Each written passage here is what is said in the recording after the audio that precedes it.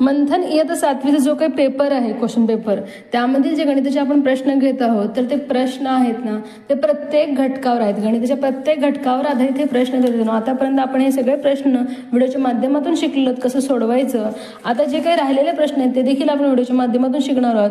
तर हे प्रश्न तुमच्या परीक्षेमध्ये देखील येऊ शकतात, म्हणून विद्यार्थ्यांनो तुम्ही हा व्हिडिओ शेवटपर्यंत पाहायचा आहे. आणि जर व्हिडिओ आवडला असेल तर व्हिडिओला लाईक करा, शेअर करा आणि जर कोणी आपल्या पेजवर नवीन असेल तर फॉलो करायला विसरू नका.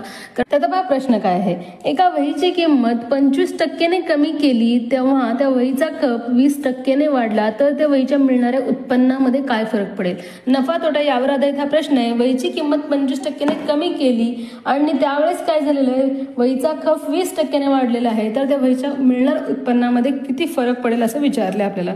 मग पहा इथे आपल्याला हा प्रश्न सोडवायचा आहे व्यवस्थित. तर पहा वहीची किंमत 25% कमी केली. वहीची सुरुवातीची किंमत 100 रुपये जर आपण मानलं, त्याची 25% कमी म्हणजे किती होणार आहे, 75 रुपये होणार आहे.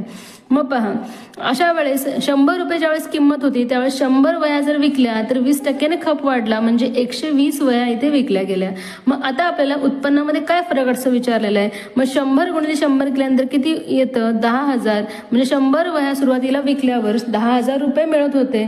आता 75 रुपये केलेले आहे, वहीची किंमत कमी केलेली आहे आणि आता 120 वह्या विकल्या गेलेल्या आहेत. मग आता या दोघांचा गुणाकार केल्यानंतर उत्तर काय येतं. तर पहा 12 5 60 ला 0, हातचा 6, 12 5 60 12 6 72 12 7 84, 84 आणि 6 90 म्हणजे 9,000 पहा इथे उत्पन्न होत आहे. मग पहा फरक कितीचा निघालेला आहे, 1,000चा. म्हणजे 1,000 हे किंमत इथे कमी मिळत आहे, म्हणजे इथे तोटा होत आहे. कितीचा तोटा टक्क्यामध्ये काढायचं आहे, भागिले 10,000 करावं लागेल. मूळ किंमत इथे घ्यावी लागते आणि गुणिले 100.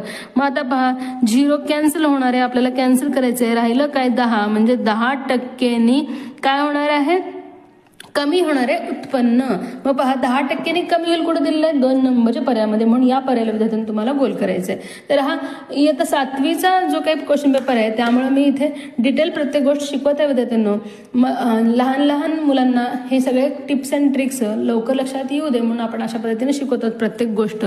आणि काही जे काही पोलीस भरतीची तयारी करणारे जे विद्यार्थी आहेत त्यांच्यासाठी आणखीन काही सोपे ट्रिक्स असतील यामध्ये, परंतु ते लहान मुलांना लवकर लक्षात येणार नाहीत, म्हणून मी जे काही मेथड आहे पुस्तकामध्ये जी काही मेथड आहे त्याच पद्धतीने शिकवत आहे, म्हणून तुम्ही ते गोष्ट समजून घ्यायचं आहे. तर आता पहा पुढील प्रश्न काय आहे. तर पुढील प्रश्न पहा, खालीलपैकी पूर्ण वर्ग संख्या कोणती, 2 अचूक पर्याय निवडा. पूर्ण वर्ग संख्या म्हणलेलं आहे आपल्याला. मग इथे पहा 196 पॉइंट मध्ये दिलेलं आहे 625 आणि 65.5. मग वर्ग संख्या पहा 196